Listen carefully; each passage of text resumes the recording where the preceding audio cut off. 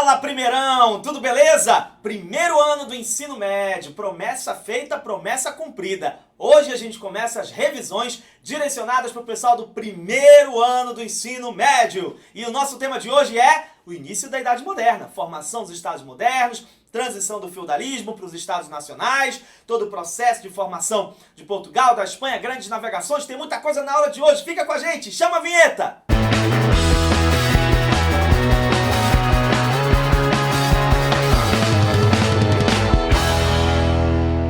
Muito bem, pessoal. Então a gente tem aquele roteiro que a gente fez, né, em sala de aula, que vai nos ajudar a revisar esses temas, né? Vamos ver as perguntas? Primeira delas, caracteriza os interesses comerciais das grandes navegações portuguesas. O que Portugal estava fazendo, se lançando ao mar, naquele momento das grandes navegações, início da Idade Moderna? O que os portugueses queriam da vida? Mano, eles estão encarando o oceano, eles estão encarando os desafios, estão encarando o mar tenebroso, porque eles querem encontrar, dentre outras coisas, um outro caminho para chegar até as Índias. E ali nas Índias tem o quê, mano? O que interessa para os portugueses? As especiarias indianas, artigos de luxo, produtos medicinais, produtos usados para temperos, coisas que tinham valor comercial naquele momento e que eram úteis para os portugueses. Daí a necessidade de você encontrar um outro caminho para chegar até as Índias. Por quê?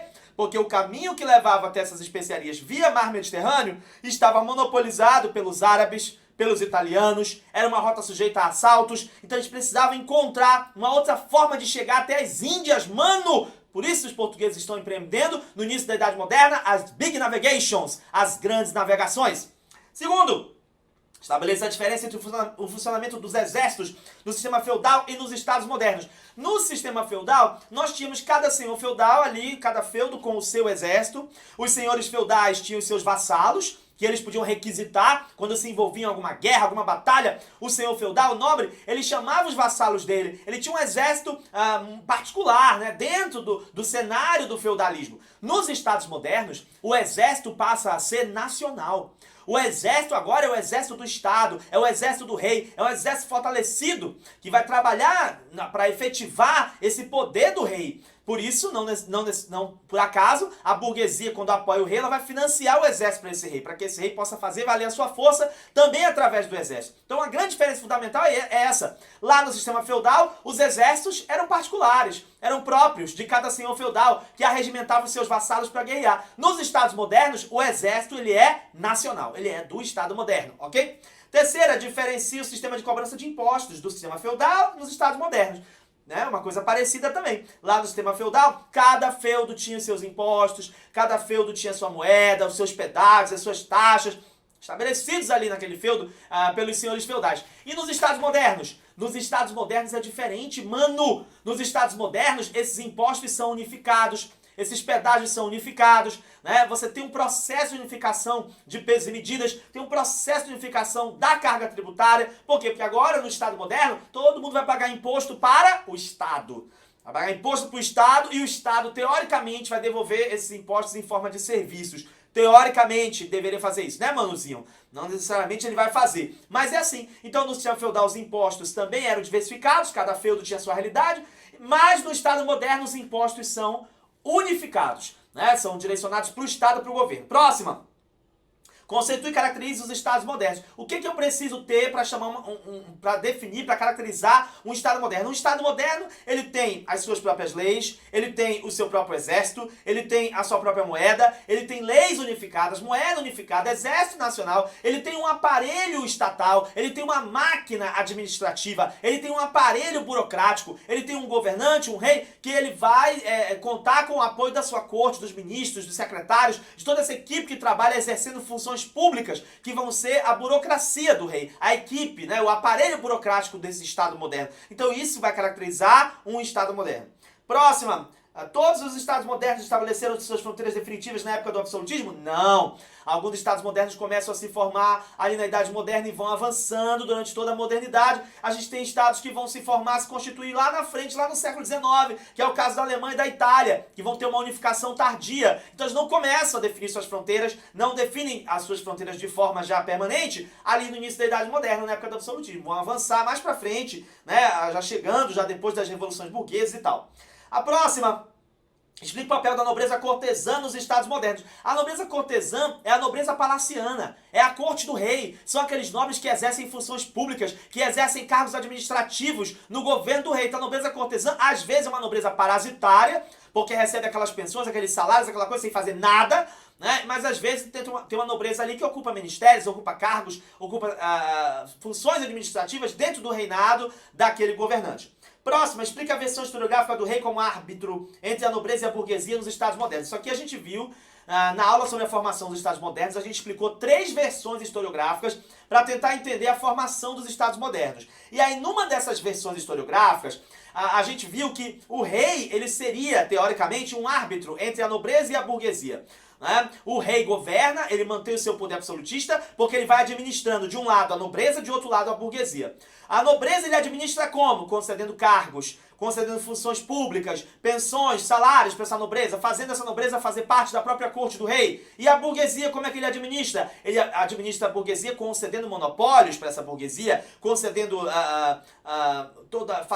facilidades na área comercial para que essa burguesia tenha os seus entraves comerciais removidos e possa avançar mais nos seus empreendimentos. Então o rei ele vai administrando, vai favorecendo um de um lado, favorecendo o outro grupo do outro, e assim ele vai se colocando como árbitro, como mediador e mantendo o seu poder dentro dessa dinâmica. Então isso é uma forma de ver a formação dos estados modernos, isso é uma versão historiográfica, não significa que é a versão definitiva, pelo contrário, nós vimos que tem mais 2 outras maneiras de ver a origem do absolutismo e não somente essa de ver o rei como árbitro entre a nobreza e a burguesia. A próxima ele vai dizer assim: explica a versão historiográfica da vitória burguesa sobre a nobreza na formação dos estados modernos. Essa daí é a primeira versão que a gente viu.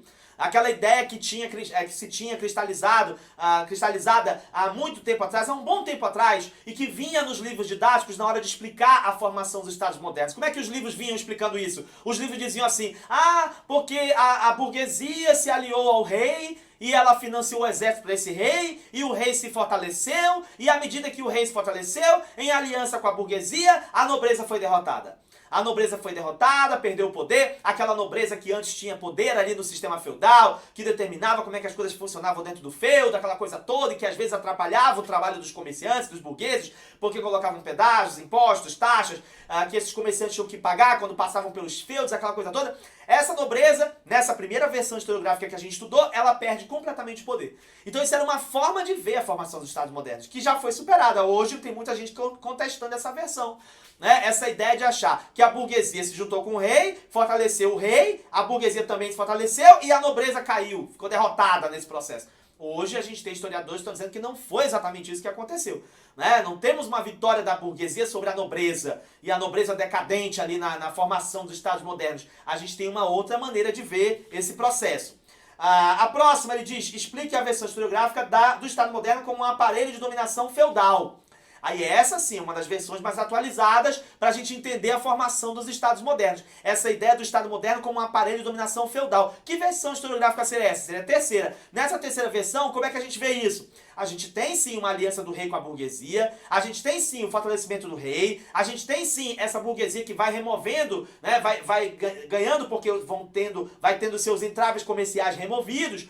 Beleza, a gente tem tudo isso. Mas, nesse Estado moderno, a nobreza não perdeu completamente o poder. Por quê? Porque a nobreza foi inserida no aparelho estatal. A nobreza passou a ocupar cargos públicos. A nobreza passou a exercer os ministérios. A nobreza passou a governar junto com esse rei. Então a nobreza, especialmente a nobreza cortesã, a nobreza palaciana, ela não perde completamente o poder. Pelo contrário, ela continua no poder. Por isso que alguns autores vão dizer que esse Estado moderno, ele nada mais é do que um aparelho de dominação feudal. Por quê? Porque agora eu tenho um rei que centraliza poder? Beleza, eu tenho. Mas eu tenho uma nobreza que continua mandando, que continua governando, que continua exercendo cargos públicos dentro do reinado desse rei, dentro da estrutura de Estado desse rei. Então, consequentemente, essa nobreza continua tendo privilégios, vai manter os seus privilégios e, consequentemente, eu tenho um aparelho de dominação feudal onde a nobreza permanece, mandando, administrando, governando, fazendo e acontecendo. Certo? É apenas uma repaginação da estrutura política, mas que mantém a nobreza no poder. Então é uma outra forma de ver esses estados modernos e a formação desses estados modernos. A próxima, qual era a posição da nobreza portuguesa na questão sucessória que resultou na Revolução de Avisa? A gente estudou isso na sala de aula. A gente contou que a Revolução de Avis é um momento que surge a partir de uma crise sucessória em Portugal. O rei Dom Fernando tinha morrido, a herdeira dele era a Dona Beatriz, mas a Beatriz era casada com o rei de Castela. Então, se a Beatriz assumisse o trono de Portugal, como ela era casada com o rei de Castela, a tendência era a unificação do reino de Portugal com o reino de Castela. Então havia uma divisão muito grande de opiniões dentro de Portugal a respeito disso. Por quê? Porque tinha uma parte da população que era a favor da posse da Beatriz e a unificação com o reino de Castela, e outra parte da população que não era a favor dessa unificação. E a nobreza portuguesa no meio disso tudo? A nobreza portuguesa era a favor da posse da Beatriz e uma possível unificação do reino de Portugal com o reino de Castela. Por que que a nobreza portuguesa era a favor? Porque o reino de Castela era um reino com características marcadamente feudais, onde a nobreza também tinha privilégios, regalias, etc, etc. E a nobreza portuguesa, entendendo esse contexto, ela percebeu que unificando Portugal com Castela, ela não estaria perdendo necessariamente. Certo? Ela não estaria perdendo necessariamente. Então, por isso que essa nobreza, ela vai apoiar a sucessão feita a partir mesmo da posse da Dona Beatriz e uma possível unificação com o reino de Castela. Só que tem outro pessoal que não é a favor. A burguesia não é a favor. Tem gente do povão que não é a favor. A chamada raia miúda. Eles não querem a unificação de Portugal com Castela. Por isso, não vão apoiar a posse da Beatriz e vão acabar se agrupando em torno de um outro cara, que é o Dom João Mestre de Avis, e vão querer que esse cara seja o rei. Né? E aí vai acontecer uma guerra que vai ficar conhecida como a Revolução de Avis, que vai resultar na vitória do Dom João Mestre de Avis, e é ele que vai assumir o trono de Portugal e não a Beatriz. Ok? Começando uma nova dinastia, encerrando a dinastia de Borgonha e começando a dinastia de Avis. Bom, mas o fato é que ele pergunta qual foi o ganho real da burguesia após a Revolução de Avis? Será que a burguesia chegou ao poder depois da Revolução de Avis? Quem foi que apoiou o Dom João Mestre de Avis para ele ganhar a guerra ali contra o exército do rei de Castela, né? Do Dom João, rei de Castela, tinha guerreado contra Portugal com os exércitos dele ali para poder defender o trono de Portugal para a mulher dele, para Beatriz. E aí ele acabou perdendo desse exército popular, que era composto ali pelo pessoal da burguesia, pela raia miúda, pelo povão, e acabou perdendo a guerra e o trono de Portugal, ao invés de ir para Beatriz, foi para o Mestre de Avis. E aí o que acontece? Já que foi a burguesia que apoiou esse processo revolucionário e a chegada do Dom João Mestre de Avis ao poder, qual foi o ganho real dela? Será que a burguesia chegou ao poder? Será que depois da Revolução de Avis, a burguesia que passou a mandar, a burguesia que passou a ocupar os cargos públicos? Também não necessariamente. A burguesia vai ter um espaço maior de atuação, de negociação, porque afinal de contas, nessa nova dinastia, a dinastia de Avis, é a burguesia que apoiou a chegada dessa dinastia ao poder, então a burguesia tem um espaço maior de atuação, mas não significa que depois da Revolução de Avis, a burguesia vai tomar todos os espaços políticos, todo o poder político em detrimento da nobreza. Não é isso que aconteceu, mas a burguesia ganhou um espaço maior de atuação, de negociação, junto a esses reis da dinastia de Avis. Isso é um ganho importante. A próxima, por que a Revolução de Avis pode ser considerada um fator que contribuiu para o cenário que possibilitou o pioneirismo português nas grandes navegações na época dos Estados modernos? Olha só que pergunta grande, né? Por que será que a Revolução de Avis pode ser considerada um dos fatores que contribuíram para gerar esse cenário para que Portugal fosse o pioneiro nas grandes navegações? Bom, a Revolução de Avis, primeiro, depois dela a gente não tem uma grande convulsão social, uma grande revolta interna que possa ameaçar a estabilidade política de Portugal. Então, depois da Revolução de Avis, nós vamos ter um tempo de estabilidade política e isso contribui de uma forma importante para que Portugal seja o pioneiro nas grandes navegações. Né? Então, esse é um aspecto importante. Segundo aspecto importante é que nessa dinastia de Avis que começa, depois da Revolução de Avis, a gente tem uma monarquia que está disposta a investir nas grandes navegações e que tem o apoio de uma nobreza que também está disposta a investir nas grandes navegações. Então nós temos os interesses do governo, os interesses da burguesia nos convergindo para as grandes navegações. E isso acaba possibilitando esse cenário que vai fazer com que Portugal seja o país pioneiro no processo das grandes navegações.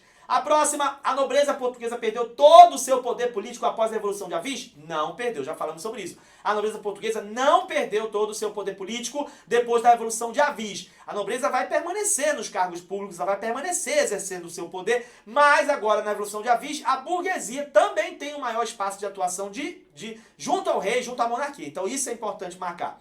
A próxima, constitui burocracia estatal nos Estados modernos. A burocracia estatal dos Estados modernos é a estrutura do Estado.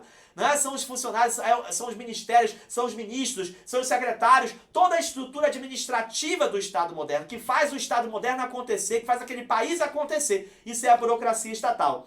Próxima, explica a desigualdade tributária nos estados modernos. Havia uma grande desigualdade tributária nesses estados modernos porque a sociedade era dividida basicamente em 3 estados. Primeiro, segundo, terceiro estado. Primeiro estado era o clero, segundo estado era a nobreza, terceiro estado era a burguesia e o povão. Quem é que mais pagava imposto nesses estados modernos? O terceiro estado, a burguesia e o povão. E o primeiro e o segundo, o clero e a nobreza, eles tinham isenções tributárias. Então existia uma grande desigualdade tributária nesses estados modernos, porque o terceiro estado acaba com a maior carga tributária, enquanto o primeiro e o segundo estado tinham isenções, tinham regalias, tinham privilégios. Então é isso que acontecia na época. E a última caracteriza as dificuldades das navegações marítimas no início da Idade Moderna. Era tudo muito difícil. Primeiro porque eles tinham que quebrar um paradigma de encarar o oceano como um mar tenebroso, né? No começo tinha todos aqueles estigmas, né? O mar tenebroso, o oceano com monstros marinhos, serpentes terríveis, mucuras marinhas gigantes que podiam atacar as embarcações, né? Aquela coisa toda. E aí tinha todo um medo, tinha que vencer e quebrar esse medo. Segundo, eles estavam ainda avançando no conhecimento cartográfico, né? Então eles não têm GPS, não tem Google Maps, não tem nada disso nessa época, então estão avançando no conhecimento cartográfico, estão avançando no conhecimento, na própria fabricação de caravelas, né? Na otimização de instrumentos de navegação, tudo isso está em processo, então a gente tem como entender que esse cenário aí é um cenário um pouco mais difícil. Não era tão simples encarar o oceano, não era tão simples encarar o mar no início da Idade Moderna para poder realizar as grandes navegações. Pelo contrário, foi uma grande aventura e aqueles caras realmente arriscaram a vida deles, então não por acaso tanta gente morreu, não conseguiu voltar para casa. Bom, primeirão, esse é a nossa revisão rápida dentro dos nossos temas, aí dos temas que nós estudamos. E aí, gente, o resto é com vocês, tá? Vamos que vamos, até a próxima, tchau!